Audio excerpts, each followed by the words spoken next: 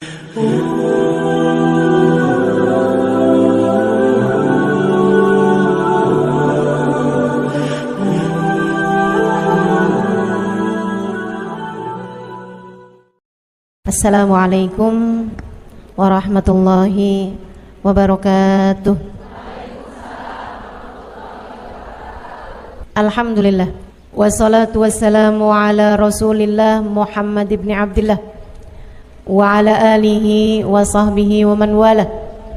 Subhanaka la ilma lana illa ma 'allamtana innaka antal alimul hakim. Rabbi syrah li sadri wa yassir li amri wahlul 'uqdatan min lisani yafqahu qawli, amma ba'du.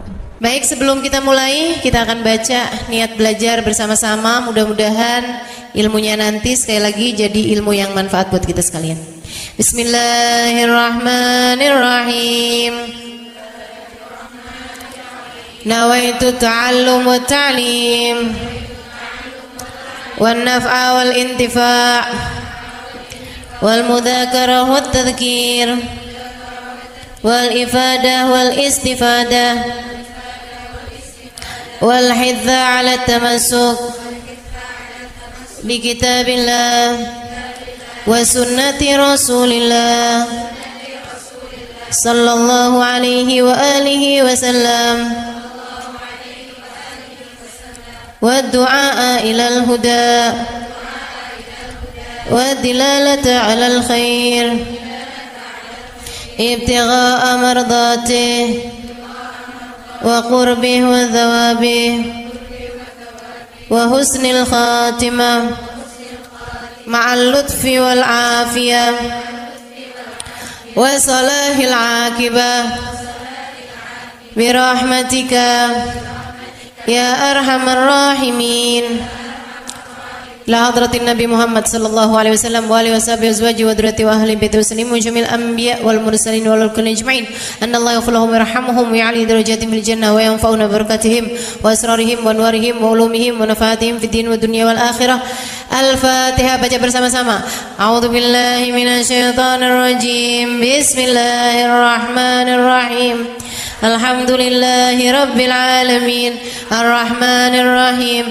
Maliki yaumiddin. Iyyaka na'budu wa iyyaka nasta'in. Ihdinas siratal mustaqim. Siratal ladzina an'amta 'alaihim ghairil maghdubi 'alaihim waladdallin. Amin. Taqabbalallah minna wa minkum, taqabbal ya karim. Peta kebahagiaan hidup dunia membawamu kepada kebahagiaan hidup akhirat. Peta untuk membuatmu kenal kepada Sang Pencipta. Jalan hidup yang dapat membawamu menuju surga.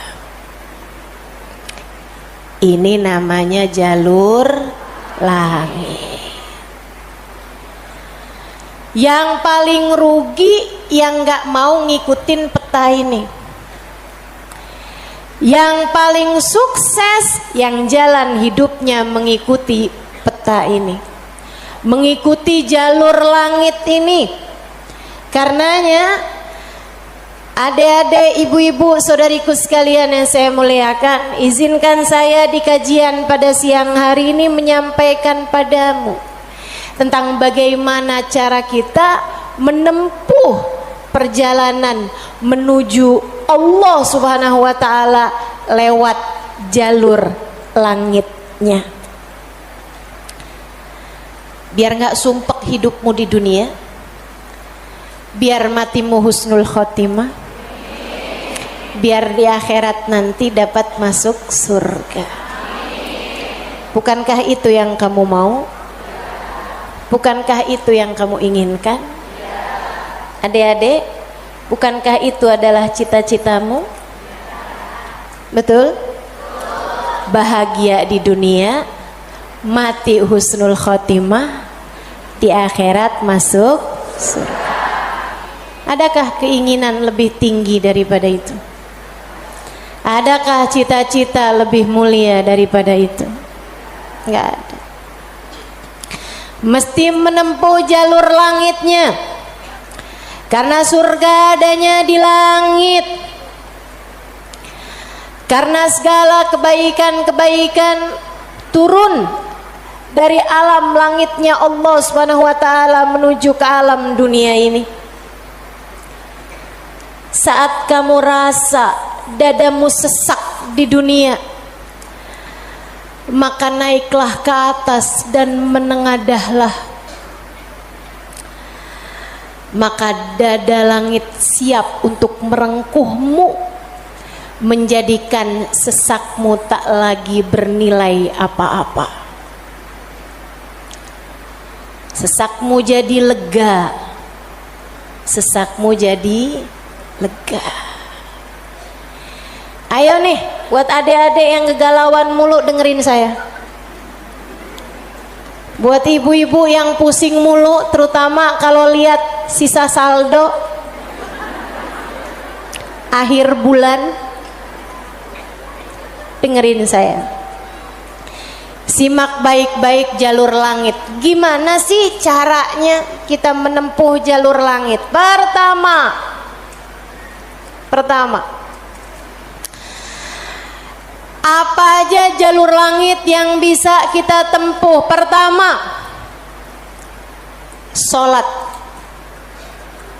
Itu adalah jalur langit yang jangan sampai pernah kamu tinggalkan.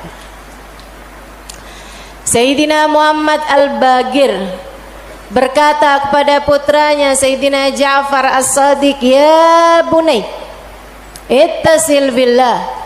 Wahai anakku, senantiasalah terkoneksi dengan Allah, senantiasalah tempuh jalur langit menyampaikanmu kepada Allah Subhanahu wa taala. Seringlah terkoneksi sama Allah.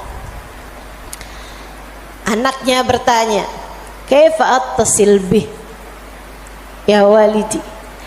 Bagaimana caraku untuk selalu terkoneksi dengan Allah? Bagaimana caraku berkomunikasi sama Allah? Bagaimana caraku menempuh jalur langit?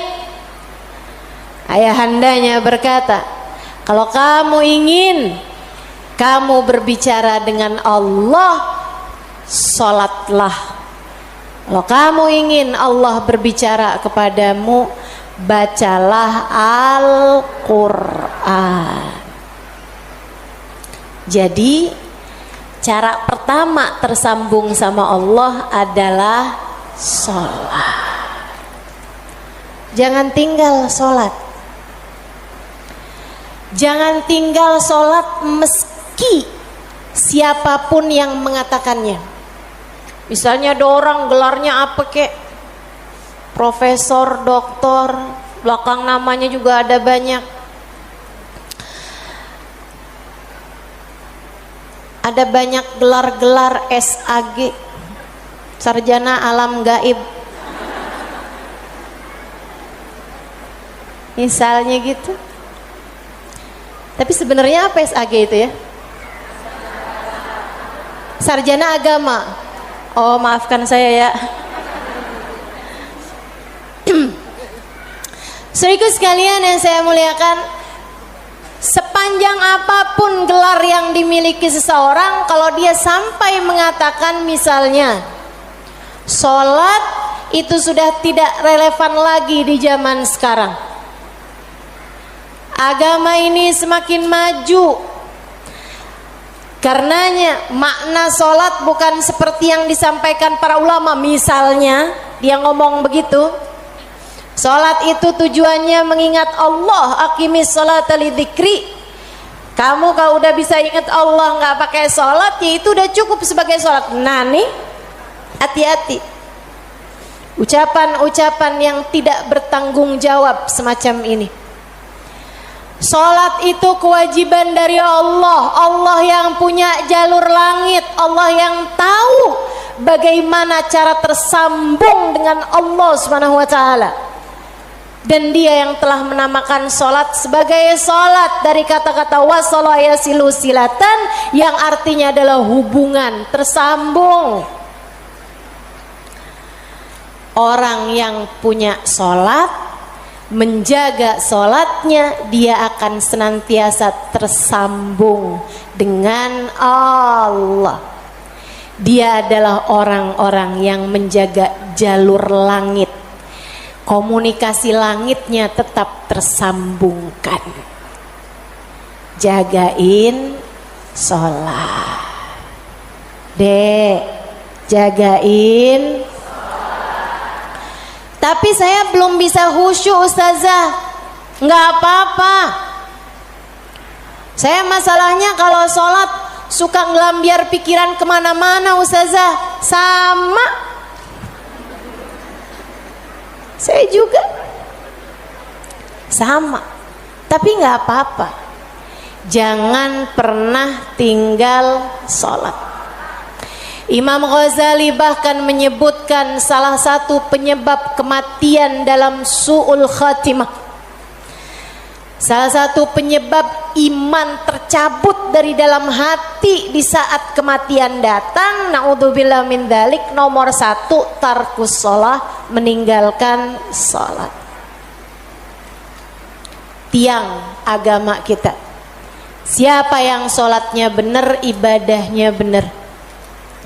Siapa yang ibadahnya benar, hidupnya benar. Siapa yang hidupnya benar, bakalan matinya benar. Siapa yang matinya benar, di akhirat dapat kehidupan yang menyenangkan. Karenanya mesti, harus, nomor 1 kamu benahi dalam hidupmu, jangan tinggal sholat. Sesibuk apapun kamu, sholat jangan tinggal, Dek. Sedang mengerjakan aktivitas penting semacam apapun, sholat jangan pernah tinggal, Bu. Jangan pernah tinggal sholat. Sebab orang kalau lagi ninggal sholat, bukan hanya karena dia nggak mau sholat, tapi karena dia tidak diizinkan Allah untuk menghadap kepadanya, telah diputuskan jalur antara dia dengan Allah Subhanahu wa taala. Naudzubillah min dzalik, jalur langit telah terputus darinya. Itu kayak punya HP tapi nggak ada sinyal, nggak bisa dibikin apa-apa HP-nya. Punya HP nggak ada sinyalnya, Bu, nggak ada kartunya, mau dipakai apaan? Mau dipakai ngulek sambel? Ya kan enggak gitu. Karenanya teman-teman sekalian, sholat jangan tinggal. Kamu kalau dibikin sama Allah dalam hidup nggak ngerjain sholat, kamu perlu menangisi hal tersebut. Kenapa gitu? Saya sering sampaikan, orang ketika sholat bukan hanya karena dia mau sholat, akan tetapi karena dia masih punya nilai di sisi Allah, sehingga Allah masih izin. Allah kalau benci sama satu makhluknya, sama seorang hambanya, Allah nggak akan izinkan orang tersebut menghadapkan dirinya kepada Allah dalam sholatnya. Dia kirain dia yang nggak mau sholat, padahal Allah yang nggak mau dia menghadap kepadanya. Telah diputus jalur antara dia dengan Allah Subhanahu wa ta'ala. Na'udzubillah min dzalik. Ada yang nanya sama saya, Ustazah, saya nih kan lagi belanja nih Ustazah, kan sibuk tuh kan. Belanja di mana? Di mall Ustazah. Boleh nggak Ustazah saya jamak sholat saya? Lah, nge-mall di jamak sholat? Agak nih. Belanja ke pasar, sholat udah sampai di jamak-jamak. Innalillahi. Boleh nggak Ustazah? Nggak boleh lah. Yang boleh jamak sholat itu kalau bepergian, itu pun juga dengan jarak keluar kota 82 km.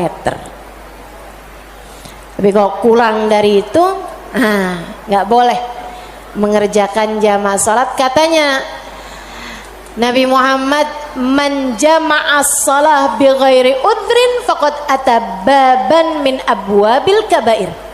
Siapa yang suka ngumpulin sholat, jamaah sholat tanpa ada alasan yang dibenarkan, dia sedang mendatangi salah satu pintu dari pintu-pintu dosa-dosa besar.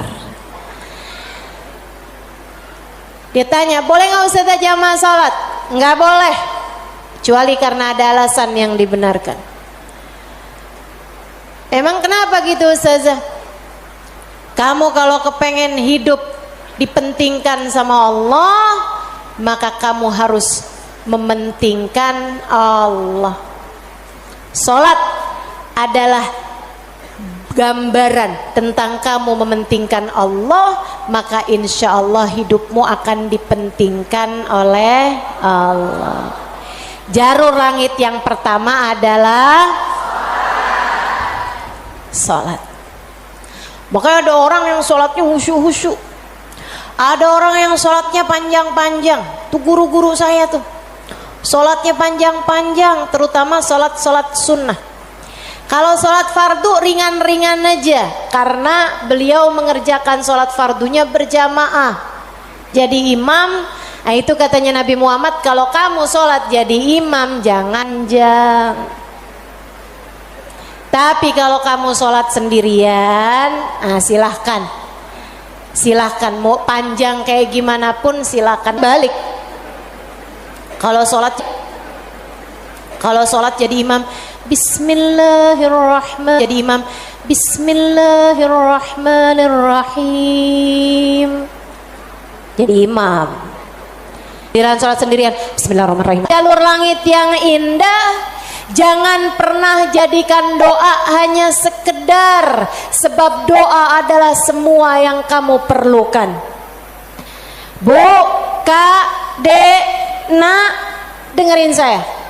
Kamu yang sekarang adalah hasil dari doa-doamu di masa lalu. Coba liatin dirimu itu. Kamu yang sekarang adalah hasil dari doa-doamu di masa lalu.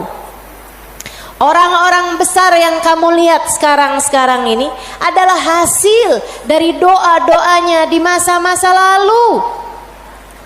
Oh, kamu lihat, orang itu pinter banget ya. Adalah karena di masa dulunya, di masa kecilnya, di masa remajanya, ia selalu mengangkat tangan untuk minta dari Allah Subhanahu wa taala, Rabbi zidni ilman nafi'a. Ya Allah, tambahkanlah untukku ilmu yang bermanfaat. Ya Allah, ajarkanlah kepadaku ilmu-Mu. Ia selalu minta kepada Allah Subhanahu wa taala ilmu, sehingga Allah pun memberi kepadanya ilmu. Siapapun yang kamu kenal, orang-orang hebat-hebat yang ada di sekitarmu, itu adalah hasil dari doa-doanya di masa-masa lalu. Tinggal kamu lihat dirimu itu. Kamu pengen jadi kayak gimana? Tempuhlah jalur langit dengan perbanyaklah berdoa.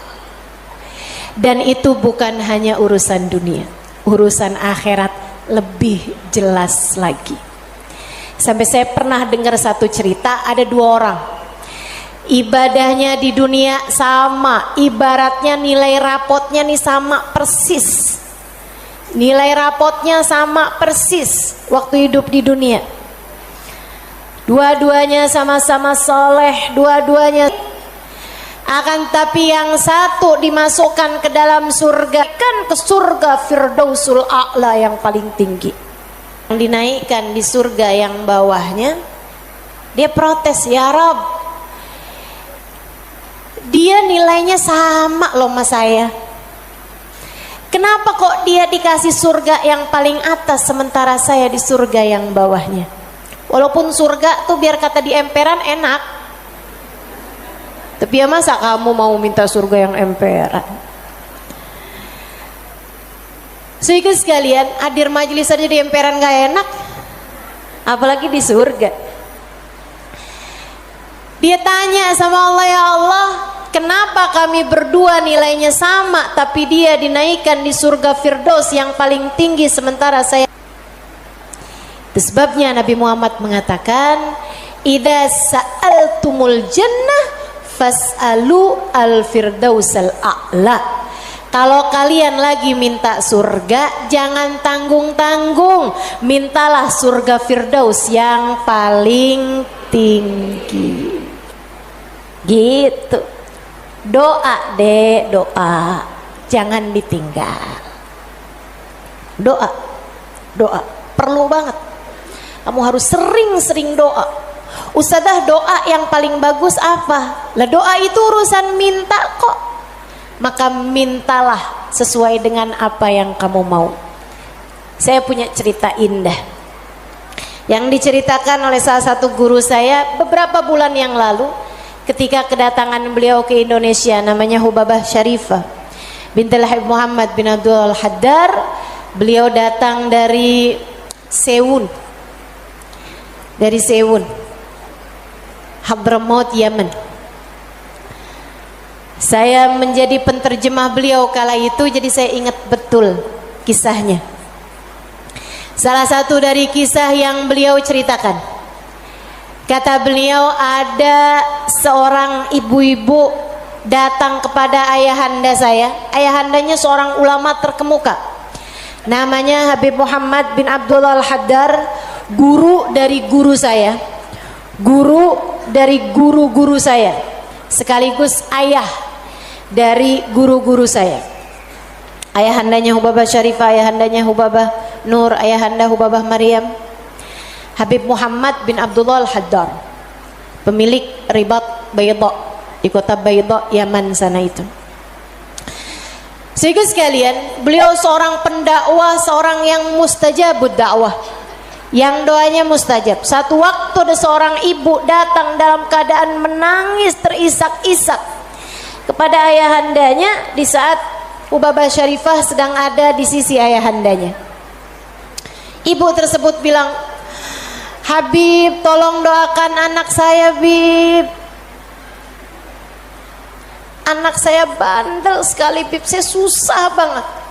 Ajakin dia sholat susah, ajakin dia kerjain kebaikan susah.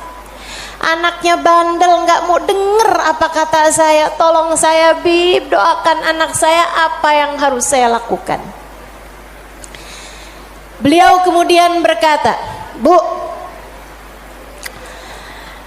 ibu kepengen anak ibu jadi anak yang soleh. Iya, Bib, pengen banget Bib. Ibu, doa seorang ibu untuk anaknya setara doa Nabi bagi umatnya. Maka doamu untuk anakmu lebih mustajab daripada doa siapapun untuk anakmu. Saya bisa bantu kamu buat doa, mintakan kepada Allah Subhanahu wa taala, akan tetapi doamu tentu lebih mustajab daripada doa saya untuk anakmu. Ibu dengerin, Bu. Jadi gimana saya, Bib? Ibu bangun di waktu malam, ibu tahajud beberapa rakaat, kemudian seperti kamu menangis di hadapan saya untuk minta anakmu didoakan oleh saya, menangis pulalah di hadapan Allah. Sampaikan kepada Allah apa yang kamu sampaikan kepadaku, atau apa yang ingin agar saya sampaikan kepada Allah tentang anakmu, sampaikan pula itu kepada Allah Subhanahu wa taala. Baik, Bib, pulang dikerjain. Nah, itu perempuan kalau solehah gitu tuh, kalau dengar kebaikan, sami'na, saya dengar, kemudian saya patuh. patuhi. Yang dengar di sini juga insya Allah seperti itu. Apa yang didapat pada hari ini semoga dapat diamalkan. Yang pertama tadi jangan tinggal. Yang kedua tadi barusan ini perbanyak jalur langit. Dia pun mengerjakannya, bangun di waktu malam nangis, ya Allah tolong liatin anak saya, kesianin anak saya ya Allah, solehkan dia ya Allah, tolong pandang anak saya dengan pandangan kasih sayangmu ya Allah, saya nggak ngerti cara melakukannya ya Allah, seperti mana engkau telah menjadikan anak dari hamba-hambamu yang soleh salehah. Kau jaga mereka, jaga pula lah anakku ya Allah, jauhkan dari segala dosa-dosa, jauhkan dari segala kejahatan-kejahatan, tolong jaga anak saya ya Allah. Terus didoain anaknya, didoain anaknya, malam demi malam, malam demi malam. Dan Bu, Kak, Dek, Nak, doa itu bukan instan. Doa itu tidak seperti kamu nyeplok telur sekarang mateng sekarang, nggak gitu. Doa itu Allah mau lihat kesungguhan hatimu dalam meminta. Perlu waktu yang sering kali tidak sebentar, sebab Allah mau melihat kesungguh-sungguhanmu. Karenanya kalau doamu belum diijabah, jangan menyerah, Dek. Kalau doamu belum diijabah, jangan nyerah. Kamu masih sangat mungkin untuk diijabah doamu selagi kamu tidak berhenti berdoa. Ingat-ingat ucapan saya.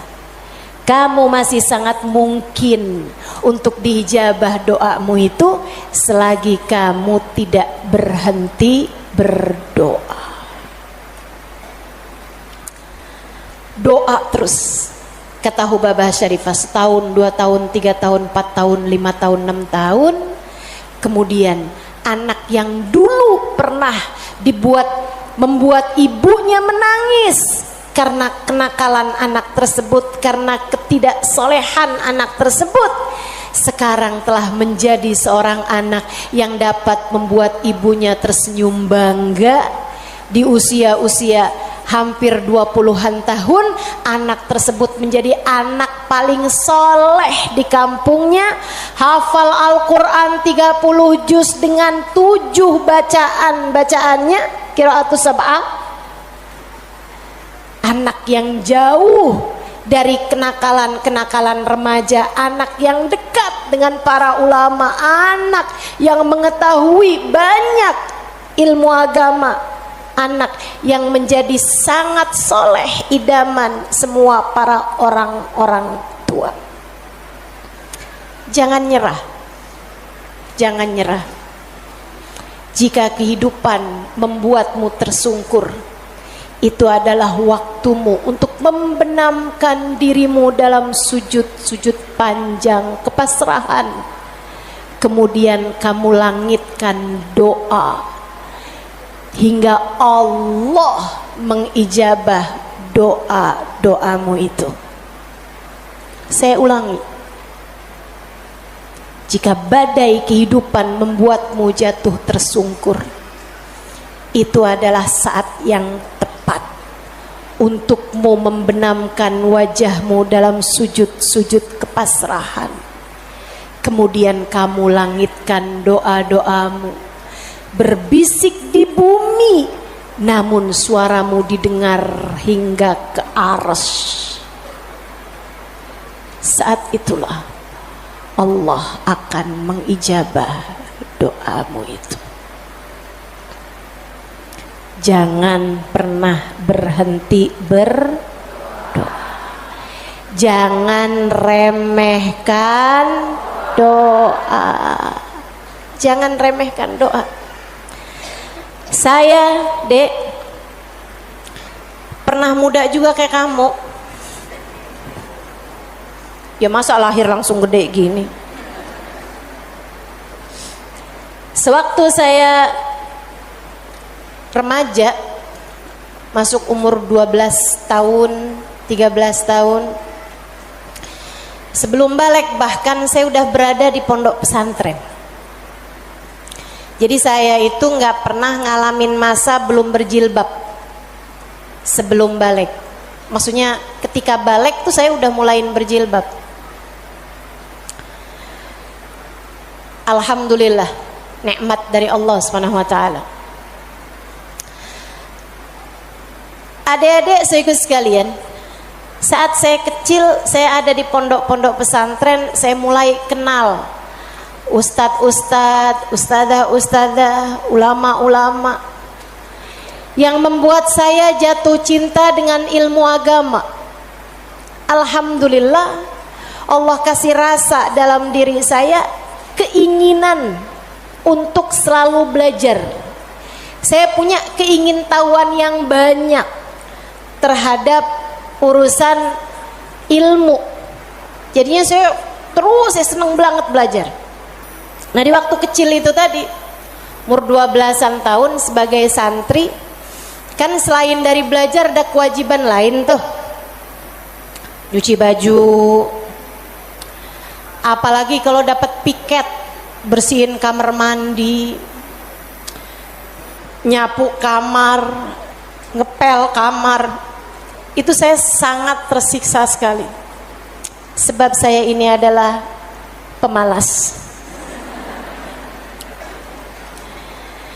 Jadinya karena saya pemalas urusan bebersih, dan saya mendadak rajin ketika urusannya belajar. Saya seneng belajar, saya seneng tahu, saya suka mikir.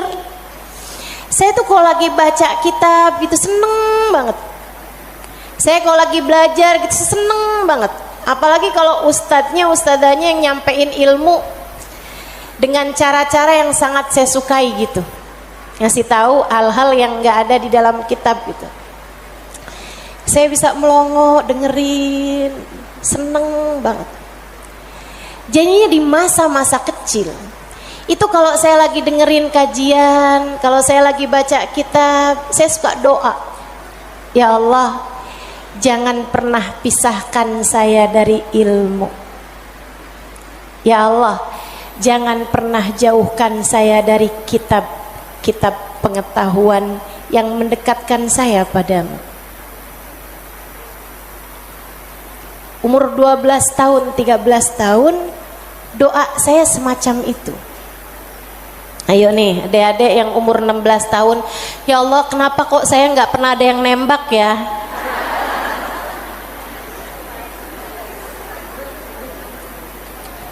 Kata Allah, ya karena aku sayang padamu, karena aku berkehendak untuk menjagamu gitu. Ini malah dipertanyakan, saya kurang cakep apa ya? Kok nggak ada yang naksir sama saya gitu? Siapa kek, tukang kebun, satpam sekolah? Jangan ya dek, jangan. Kalau kakak kelas boleh ustazah, jangan juga. Jangan pacaran.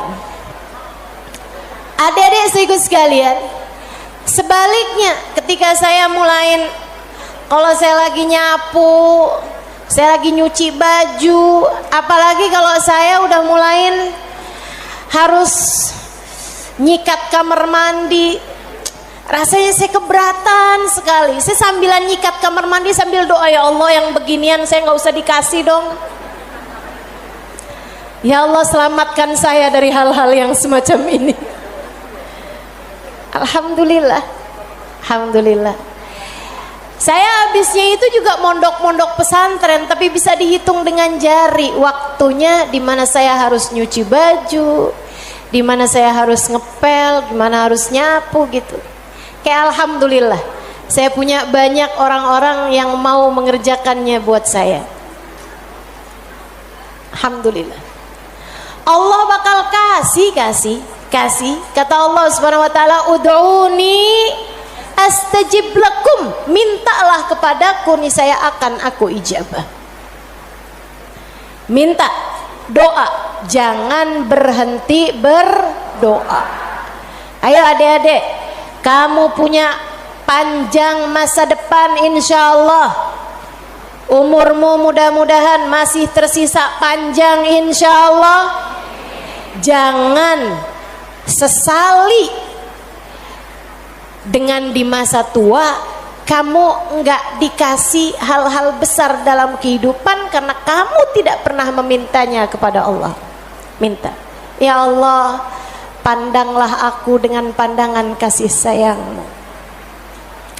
Ya Allah, seperti mana Engkau menjaga hamba-hamba-Mu yang soleh-solehah, tolong jaga saya juga ya Allah.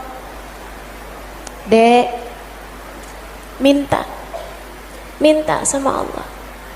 Saya serius berkata padamu, dengarkan saya.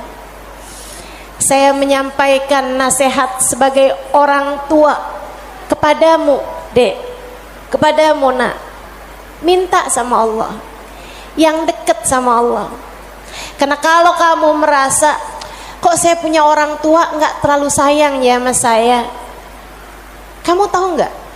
Kenapa dalam hidup kamu seringkali merasa bahwa orang tuamu nggak cukup sayang sama kamu, guru-gurumu sepertinya nggak sayang sama kamu.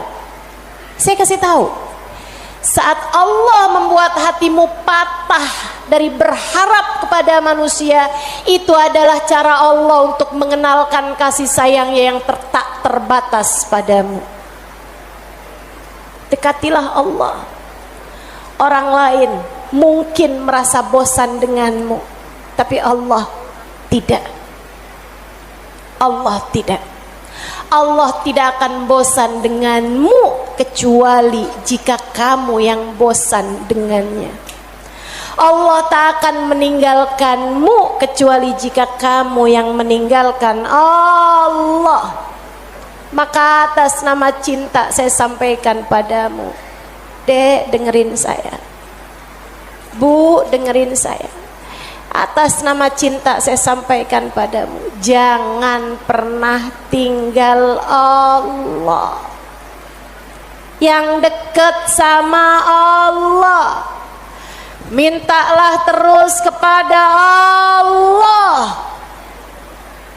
Mintalah terus kepada Allah. Minta pandangan kasih sayangnya tertuju padamu. Minta Rahman Rahimnya, rahmatnya Allah kasih kepadamu. Minta agar dalam keadaan apapun Allah tak pernah berhenti menyayangimu. Mintalah, mintalah permintaan yang tak akan pernah kamu sesali. Gak usah minta, ya Allah, jangan biarkan orang tua saya meninggalkan saya. Gak usah. Kamu Bu, jangan minta, ya Allah, jangan biarkan hati suami saya berpaling dari saya. Kamu mau minta juga terserah. Tapi yang saya sampaikan padamu adalah bahwa hal yang semacam itu bisa kamu syukuri, bisa pula kamu sesali. Akan tetapi kalau kamu tidak ditinggalkan oleh Allah, sampai kapanpun tidak akan pernah kamu sesali, insya Allah. Jadi jalur langit yang harus kamu tempuh, yang pertama adalah, yang kedua adalah, yang ketiga adalah cinta kepada baginda Nabi besar Muhammad. Dan semua orang-orang yang menyampaikanmu kepada jalur langit, jangan putus hubungan dengan orang-orang soleh, dengan para ulama Allah subhanahu wa ta'ala. Saya akan sampaikan 5 menit lagi, kemudian kita akan segera akhiri majelis ini. Saudaraku sekalian yang saya muliakan, yang pertama jangan tinggal sholat, yang kedua jangan tinggal doa. Jalur langit yang ketiga yang harus saya sampaikan padamu adalah milikilah guru yang dapat menyampaikanmu kepada Allah. Milikilah jalur langit yang dapat menyampaikanmu kepada Allah. Cintai orang-orang soleh di atasmu. hingga mereka menyampaikanmu kepada Nabi Muhammad. Kemudian Nabi Muhammad menyampaikanmu kepada Allah. Beliaulah tali Allah Subhanahu wa taala.